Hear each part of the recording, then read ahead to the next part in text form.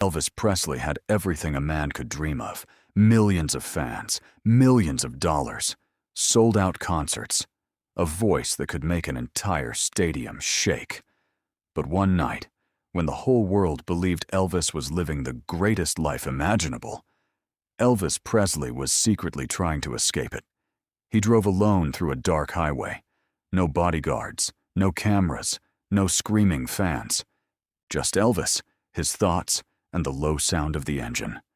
For once, nobody knew where he was. And for once, he liked it that way. The city lights slowly disappeared behind him. The road became darker. The silence became deeper. And with every mile, Elvis felt the weight of his own fame getting heavier. He had spent years trying to reach the top. Now that he was there, he wasn't sure he wanted to stay. Then his headlights caught something on the side of the road. An old man, sitting alone in the darkness. His clothes were worn, his shoes were dirty. Beside him sat an ancient suitcase. Elvis drove past, then looked into the rearview mirror. The old man hadn't moved. Something inside Elvis told him to stop. He slowed down. Stopped. Then turned the car around. He pulled beside the stranger and lowered the window. "Sir, do you need a ride?" The old man slowly raised his head. He looked at Elvis, not at the expensive car, not at the famous clothes, not even at the face millions of people knew. He looked directly into Elvis's eyes, and after several seconds, he said quietly, "You look like a man who needs help more than I do." Elvis smiled, but the smile disappeared almost immediately. "How do you know that?" The old man shrugged. "I've seen that look before." "What look?" "The look of a man surrounded by people," he paused, "who is still lonely." Elvis stared at him. Nobody talked to him like that. Everyone around Elvis seemed to want something. An autograph, a photograph, a favor, money, attention. But this stranger wanted nothing, not even his name. Elvis opened the passenger door. "Get in." The old man picked up his suitcase and climbed inside. For several minutes they drove without speaking. Then Elvis finally asked, "Where are you going?" "Somewhere warm." "I'll take you into town." The old man nodded. Then he asked, "Are you happy?" Elvis glanced at him. "Yeah." The old man smiled. "You had to think about it." Elvis said nothing. "That's not a good sign." Elvis gave a nervous laugh. "You're a strange man." "I've had a lot of time to become one." The highway stretched endlessly ahead. Then the old man looked down at Elvis's hands. "They're shaking." Elvis immediately moved one hand. "Nothing." "Before the show?" "Sometimes." The old man shook his head. "After." Elvis froze. For a moment, the engine was the only sound inside the car. "How did you know?" The old man looked out the window. "Because mine did the same thing." Elvis turned toward him. "Were you a performer?" The old man nodded. "What happened?" The man's eyes remained fixed on the darkness outside. "People stopped remembering me." Elvis frowned. The old man continued. "I was famous once. I had money, crowds, friends, people telling me I was special." He slowly looked at Elvis. "People told me I would never be forgotten." Elvis asked quietly, "And then?" The old man stared at the road. Then one morning, he paused. The phone stopped ringing. Elvis didn't speak. No more invitations. No more reporters. No more crowds. Just silence. The old man looked at him. "Do you know what hurts more than losing fame?" Elvis shook his head. "Realizing you built your entire life around it." The words hit Elvis harder than he wanted to admit. The old man leaned back. "Fame doesn't disappear all at once." "How does it disappear?" "One friend stops calling. Then one newspaper stops writing. Then people discover someone younger." He paused. "And one day," he looked directly at Elvis, You realize nobody is waiting for you anymore. Elvis stared at the road. The old man's voice became quieter. I made one mistake. What? I confused applause with love. Elvis's eyes lowered. The old man continued. Applause is loud. He paused. But love is quiet. For several seconds, neither man spoke. Then Elvis asked, Who were you? The old man looked at him. If I tell you my name, you may stop listening. Why? Because you'll see the name. He paused, instead of the man. Elvis understood. For the first time that night, he felt as though someone was speaking directly to the part of him nobody else could see. They stopped at a small roadside diner. The place was nearly empty. Elvis bought the old man a meal. While they ate, Elvis barely touched his own food. His mind was somewhere else. Finally, he asked, What should I do? The old man put down his fork. Remember 3 things. Elvis looked up. First, he raised one finger. When your money grows, don't let your heart become smaller. A second finger. When people praise you, remember who loved you before they knew your name. Then he raised a third. And when the man in the mirror becomes a stranger. He stopped. Elvis leaned forward. What? The old man looked directly into his eyes. Save the man in the mirror. Elvis couldn't answer. Those words went deeper than the old man could possibly know. Later, Elvis drove him back toward the highway. Before leaving, Elvis reached into his pocket. Take this. The old man looked at the money, then gently pushed Elvis's hand away. I don't need it. You could use it. Maybe. Then take it. The old man shook his head. I didn't become poor because I lost money. Elvis looked at him. The old man continued. I became poor because I lost things money couldn't buy back. Elvis went silent. The old man opened the door, then stopped. Elvis called after him. What's your name? The old man looked back. For a moment, his face seemed almost familiar. You'll find it. Where? The old man smiled faintly. In your past. Then he stepped out. The door closed. Elvis watched him walk away. 5 steps. 10.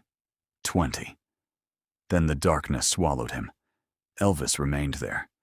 Hands on the steering wheel. Eyes fixed on the empty road. He should have driven away.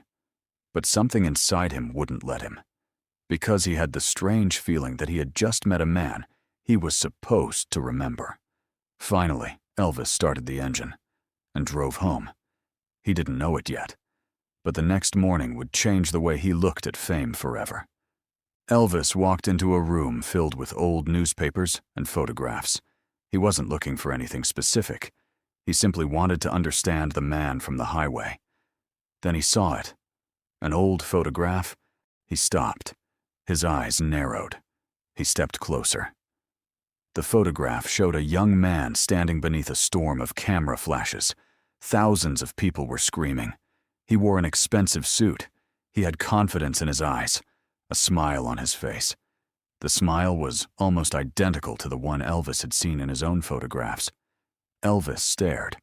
Then his breathing changed, because the face was unmistakable. It was the old man, only decades younger. Elvis slowly reached for the newspaper. His fingers trembled. Beneath the photograph was a headline describing the man as one of America's biggest stars. Elvis read it once, then again. Then he looked at the photograph. The old man had not been lying. He had stood where Elvis stood. He had heard the same screaming crowds. He had lived beneath the same bright lights. He had believed the same promises. You'll never be forgotten. And somehow, he had ended up alone beside a highway. Elvis lowered the newspaper. His face had gone pale. Suddenly, the old man's words sounded different. When the man in the mirror becomes a stranger, save the man in the mirror. Elvis looked at his own reflection in the dark window. For a moment, he imagined the face in the photograph becoming his. The young star becoming the old man, the screaming crowd becoming silence, the bright lights becoming darkness. And then Elvis realized something terrifying. The old man hadn't stopped him on that highway to tell him about his past. He had stopped him to warn him about Elvis's future. But there was still one question Elvis couldn't answer. Why had that old man chosen him? And more importantly, how did a man who had lost everything know exactly what Elvis was afraid of? The photograph wouldn't leave Elvis's mind. Not that morning, not that afternoon, not even that night. He kept seeing the same face, the same eyes, the same smile. But the photograph showed a man who looked nothing like the stranger Elvis had met beside the highway. In the photograph, he was young, confident, handsome, surrounded by flashing cameras and screaming fans. He looked untouchable. He looked immortal. And that was what frightened Elvis most. Because the man in the photograph looked exactly like the way Elvis himself looked in the newspapers. A star at the top of the world. A man who believed the lights would never go out. Elvis stared at the newspaper again. The headline described the man as one of America's most celebrated entertainers. But something was missing. The article ended abruptly. There was no glorious ending, no triumphant retirement, no final celebration, only a few scattered sentences about financial problems, personal losses, and a disappearance from public life. Elvis read every word. Then he noticed something at the bottom of the page, a date, and beneath it a small line. His whereabouts remain unknown. Elvis slowly put the newspaper down. Unknown. That word stayed in his mind. The man hadn't simply disappeared from fame. He had disappeared from the world. Elvis wanted answers. So he began searching. Old newspapers, old magazines, old photographs, anything he could find. And piece by piece, the story began to emerge. The old man had once been adored. He had performed in packed theaters. His name had appeared on posters across the country. He had worn expensive suits, driven expensive cars, stayed in the best hotels. People had waited outside his dressing room just to touch his hand. At the height of his fame, he had been surrounded by people every hour of every day. And then something changed. His popularity began to fall. At first, nobody noticed. One concert didn't sell out. Then another. A newspaper stopped mentioning him. A younger performer became the new sensation. His friends began spending more time with people who were more important. But the man didn't slow down. He performed harder, spent more, chased bigger crowds, because he believed the answer was simple. He needed to become even more famous. Elvis stopped reading. He stared at the wall. That sounded dangerously familiar. He knew what it felt like to believe that the next performance would fix everything. The next record, the next concert, the next achievement, the next standing ovation. But the old man's story suggested something terrifying. Maybe the hunger never ended. Maybe fame didn't make the fear disappear. Maybe it made the fear stronger. Elvis continued reading. The man's personal life had begun collapsing too. People who had once surrounded him disappeared. Some left quietly. Others left after arguments. And the people he had ignored while chasing success eventually stopped waiting for him. Then came the financial problems, then the debts, then the final performances, and finally, silence. Elvis leaned back. For the first time, he understood what the old man had meant. Fame didn't destroy people in one dramatic moment. Sometimes it happened slowly. So slowly that the person didn't even realize he was losing himself. Elvis looked at his reflection in the window. He remembered the old man's words. When the man in the mirror becomes a stranger, save the man in the mirror. But there was something Elvis still couldn't understand. How had the old man known his name? Elvis had never introduced himself. He had never told him.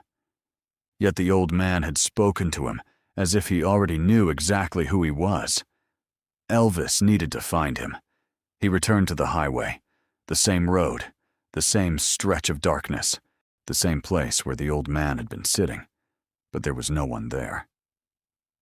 Elvis stepped out of the car. The wind moved through the grass. He looked around. Nothing. Then he noticed something near the roadside. A small object. He walked toward it. It was an old metal button. He picked it up. On the back was a faded symbol. Elvis didn't recognize it. He turned it over in his hand. Then he noticed something else. Footprints. They disappeared into the dirt. Elvis followed them.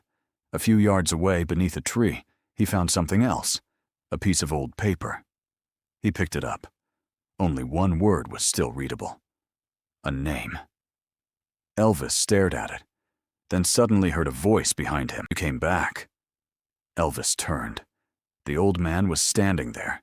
Same worn clothes, same suitcase, same tired eyes. But this time, Elvis wasn't surprised. He was angry. "You knew I'd come." The old man smiled. "I hoped you would." "Who are you?" The old man didn't answer. "You knew my name." "Yes." "How?" "I've been watching you." Elvis's expression hardened. "For how long?" "Long enough." Elvis stepped closer. "Why me?" The old man looked at him. "Because you remind me of myself." "That isn't an answer." "It is the only answer that matters." Elvis shook his head. "No, you don't understand." The old man smiled. "I understand more than you think." Elvis stared at him. "You had everything." "So did you. You lost it." "So could you." Elvis's expression changed. The old man continued. "That's why I stopped you." "You didn't stop me." The old man shook his head. "You stopped yourself." Silence. Elvis didn't know what to say. The old man looked toward the highway. "Do you know why I was sitting here?" "No." "Because this is where I once made a decision." "What decision?" "To keep driving." Elvis frowned. The old man continued. "I had a family waiting for me. A wife. Children. People who loved me. But I had a performance. So I drove past them." Elvis listened. "I told myself there would be another day." His voice became quieter. "There wasn't." Elvis's eyes lowered. "What happened?" "I came home too late." The old man swallowed. They had already stopped waiting. For several seconds, only the wind could be heard. Then Elvis whispered, "Did they leave you?" The old man looked at him. "No." He paused. "I left them first." That sentence struck Elvis harder than anything else. The old man looked down at his suitcase. "That's what fame does when you let it. It doesn't always take your money. Sometimes it takes your time. And time is the one thing you can't buy back." Elvis looked away. The old man stepped closer. "You think people are afraid of losing fame?" He shook his head. "They're actually afraid of discovering who they are without it." Elvis's eyes became wet. "What if I don't know who I am without it?" The old man looked directly at him. "Then that's the question you need to answer before the world answers it for you." Elvis stood completely still. The old man opened his suitcase. Inside were old photographs, hundreds of them. Elvis picked one up. The old man was young again. Another photograph. The old man standing on stage. Another. The old man laughing with friends. Another. The old man beside his family. Then Elvis found a final photograph. It showed the old man sitting alone, older, broken. No crowd. No lights. No smile. Just a man staring at the floor. Elvis stared at it. "That's what happened?" The old man nodded. "That is what happens when you spend your entire life trying to make strangers remember your name." He looked at Elvis. "And forget the people who already knew your heart." Elvis put the photograph down. Then the old man did something unexpected. He handed Elvis a small envelope. "Take this." "What is it?" "Something I should have given my younger self." Elvis opened it. Inside was a handwritten note. Only a few lines. Elvis read them silently. Then his eyes widened. The note said, "If you ever become famous enough that people stop telling you the truth, find someone who has nothing to gain from you." Elvis looked up. The old man smiled. "That's why you stopped." Elvis folded the paper carefully. "You're the one who has nothing to gain from me?" "No." The old man shook his head. "I have something to gain." "What?" The old man looked at him. Knowing I didn't make the same mistake twice. Elvis didn't understand. "What mistake?" The old man pointed toward the car. "Leaving someone who needed help." Elvis stared at him. The old man continued. "Years ago, I drove past a man on this road." Elvis's face changed. "What?" "I saw him." "You didn't stop?" "No." "Why?" "I was late." The old man's voice cracked. "I had somewhere important to be." He looked at the highway. "That man died that night." Elvis went silent. "I told myself it wasn't my fault." The old man shook his head. "But I knew it was. So when I saw you," he looked at Elvis, "I decided not to make the same choice again." Elvis slowly understood. The old man hadn't stopped him because Elvis was famous. He had stopped him because he recognized something in him. A man traveling too fast. A man heading somewhere without knowing why. A man who might eventually discover that the destination wasn't worth what he had sacrificed to reach it. Elvis looked down. "Do you think I'm going to end up like you?" The old man didn't answer immediately. Then he said, "No." Elvis looked up. The old man smiled. "Not if you listen." That was the first hopeful thing he had said all night. Elvis breathed slowly. "So I can change it?" The old man nodded. "You can change almost anything." He paused. "While you still have time." Elvis looked at him. "Then tell me what I need to do." The old man shook his head. "No." "Why not?" "Because if I tell you every answer, you'll spend your life following mine." He closed his suitcase. "You need to find your own." Elvis stood there silently. The old man picked up his suitcase. Then he said, "But I can give you one final warning." Elvis waited. "Never become so famous that you can't hear the people who love you." The old man began walking away. Elvis called after him, "Wait." The old man stopped. Elvis took a step forward. "What happened to your family?" The old man didn't turn around. For a long time he said nothing. Then quietly, "My daughter died believing I was too busy to come home." Elvis froze. The old man continued walking. Elvis couldn't move. Those words destroyed the distance between them. This wasn't a story anymore. This was a confession. And suddenly, Elvis realized why the old man's eyes had looked so tired. He wasn't afraid of being forgotten. He was haunted by the people he had forgotten first. Elvis stood beside the highway long after the old man disappeared. Then he looked at the envelope in his hand. There was one final line written on the back. A line Elvis hadn't noticed before. He turned it over and read, "The world may remember Elvis Presley forever, but that doesn't mean the people closest to him will." Elvis stared at the sentence. His heart began pounding. Because for the first time, the old man's warning no longer sounded like a story from the past. It sounded like a question about the future. Elvis got back into his car. He started the engine, but he didn't drive away immediately. He looked into the rearview mirror, and for a brief second, he imagined the old man's face staring back at him. Then Elvis whispered, "I won't become you." The engine roared.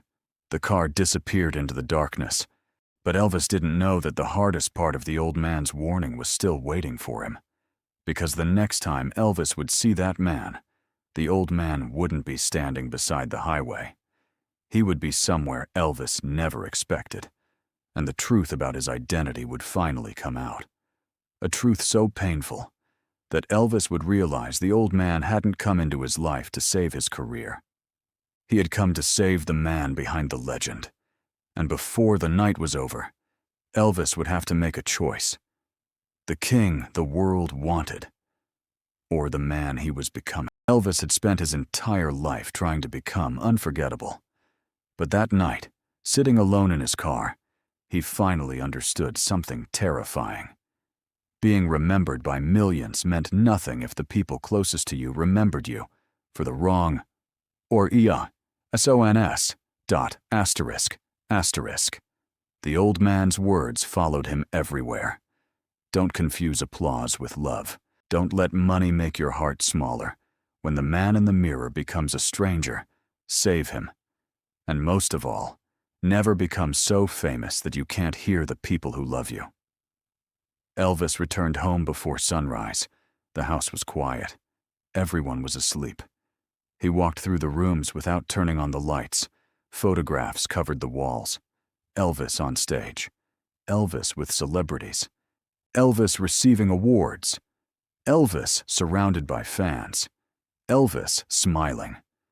Everywhere he looked, there was a version of himself. But suddenly, none of those photographs felt like him. He walked toward a mirror and stopped. For several seconds, he stared at his own reflection.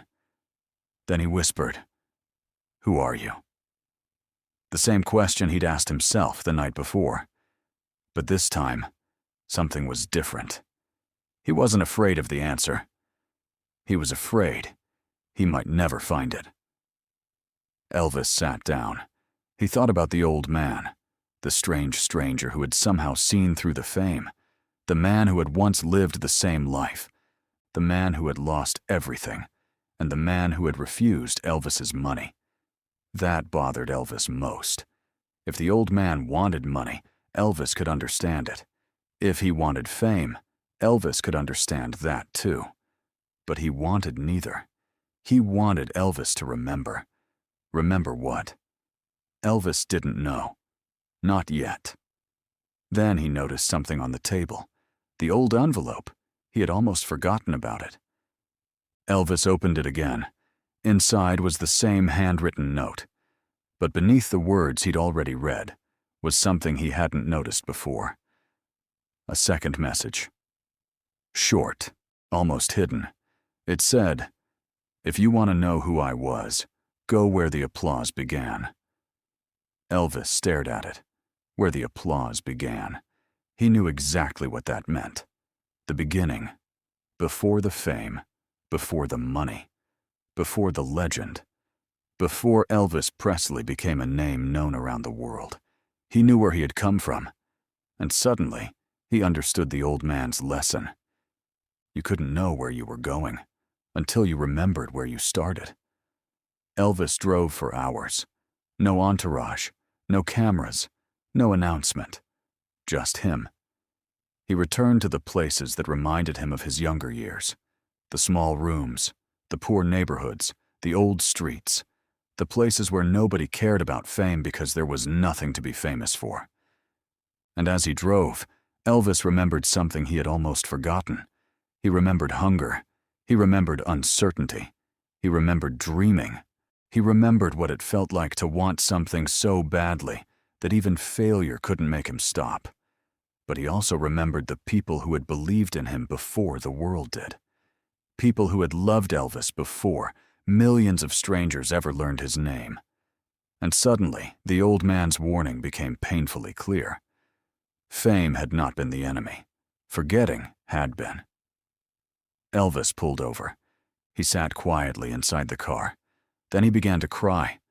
Not because he had lost anything, but because he realized how much he could still lose. His family, his friends, his identity, his peace, his ability to simply be Elvis. Without the costume, without the stage, without the screaming. He wiped his eyes, then said quietly, "Not again." He started the engine, but there was one thing left. He had to find the old man. He returned to the highway. The sky was beginning to darken. The same place appeared ahead. The same tree. The same stretch of road. Elvis stopped. He stepped out.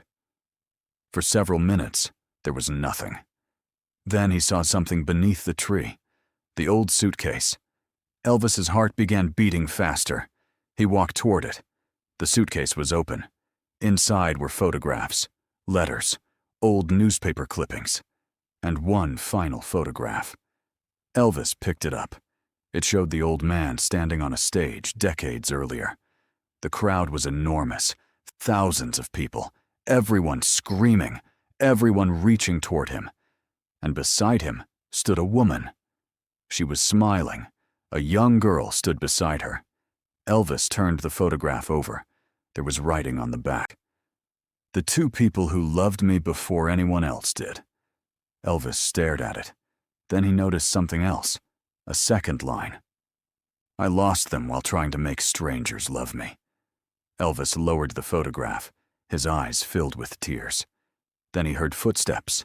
He turned. The old man was standing behind him. "You found it." Elvis looked at him. "You lost your family because of fame." The old man nodded. "And you never got them back." "No." "Why did you keep going?" The old man looked toward the road. "Because I thought success would make the pain disappear." "Did it?" The old man smiled sadly. "No." Silence. Elvis stepped closer. "Why did you tell me all this?" The old man looked directly at him. "Because you still have time." Those 4 words broke something inside Elvis. He looked away. The old man continued. "I didn't." Elvis whispered. "What if I fail?" "You will." Elvis looked at him. The old man smiled. "Everyone fails." "Then what am I supposed to do?" "Get back up." "What if people stop loving me?" "They will." Elvis looked confused. The old man continued. "Some people will leave. Some will betray you. Some will only love the version of you they can use." He stepped closer. "But if you're lucky, you'll have a few people who stay." Elvis listened. "Those are the people you protect." The old man reached into his coat. He pulled out a small photograph. He handed it to Elvis. It showed the old man as a young performer. But unlike the other photographs, there were no crowds, no cameras, no stage. He was sitting at a small table with his family. Everyone was laughing. The old man looked genuinely happy. Elvis stared at the photograph. "That was the happiest night of my life." "Where was the audience?" The old man smiled. "There wasn't one." That answer said everything. Elvis looked at the photograph again. Then the old man said, "That's when I learned the truth." "What truth?" "The greatest moments of your life are often the ones nobody else sees." Elvis slowly nodded. The old man looked toward the horizon. "You think the world needs Elvis Presley every night." He turned toward him. "But the people who love you need the man." Elvis's eyes filled again. The old man placed a hand on his shoulder. "Don't let the king kill the man." For several seconds, Elvis couldn't speak. Then he finally asked, "Will I ever see you again?" The old man smiled. "No." "Why?" "Because you don't need me anymore." Elvis shook his head. "I do." "No." The old man looked into his eyes. "You needed me when you couldn't hear yourself." He pointed toward Elvis's chest. "Now you can." Elvis looked down. The old man picked up his suitcase, then began walking away. Elvis called after him. "What was your name?" The old man stopped. For a moment he stood completely still. Then he turned. And finally, he gave Elvis his name. It was the same name printed beneath that old photograph. The same name once known across America. The same name that had once filled theaters. The same name that had eventually disappeared from newspapers. Elvis repeated it quietly. The old man smiled, then said, "Don't remember me because I was famous." He looked at Elvis one final time. "Remember me because I was foolish." Elvis shook his head. "You weren't foolish." The old man smiled. "Yes, I was." He pointed toward Elvis. but you're still young enough to learn from it." Then he walked away. Elvis watched until he disappeared. This time, he didn't chase him. He didn't need to, because the lesson was already inside him. Elvis looked down at the photograph in his hand. The young performer, his family, the laughter, the happiness that nobody had photographed for a magazine. And Elvis finally understood. The old man had not been warning him that fame would disappear. He had been warning him that fame could make him disappear. There was a difference.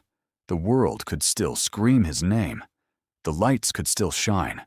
The concerts could still sell out. The money could still come. But none of that mattered if Elvis eventually looked into a mirror and couldn't recognize the man staring back. He folded the photograph carefully, then placed it inside his jacket. He got into his car. Before starting the engine, he looked toward the empty passenger seat. For a moment, he imagined the old man sitting there. Then Elvis smiled. Not the smile of the king, not the smile for cameras, just the smile of a man who had finally understood something. He started the engine and drove away. The highway stretched before him. But this time, Elvis wasn't running from anything. He was going home. And perhaps that was the real gift of that strange night. The old man hadn't given Elvis money. He hadn't given him fame. He hadn't given him a secret formula for success. He had given him something far more valuable, a warning before it was too late. Years later, the world would remember Elvis Presley as the king of rock and roll. They would remember the voice, the clothes, the performances, the unforgettable songs, the screaming crowds, the legend. But somewhere behind that legend was a night almost nobody knew about. A night when Elvis drove down a dark highway, saw an old man sitting alone, and decided to stop. Maybe the meeting happened exactly as Elvis remembered it. Maybe time changed some of the details. Maybe the old man was simply a forgotten performer with a lifetime of regrets. But the lesson remained. Because sometimes the people who change your life don't arrive with fame. They arrive quietly. They sit beside the road. They say the one thing you don't want to hear. And then they disappear, leaving you with a choice. Continue becoming the person the world wants, or finally become the person you were meant to be. Elvis chose the second. He kept the photograph. He kept the letter. And more importantly, he kept the warning, because the old man had been right about one thing. The world may remember your name, but the people who love you remember who you were when nobody was watching. And as Elvis's car disappeared into the distance that night, one final thought remained. The king had stopped for a stranger, but in the end, he had really stopped for himself.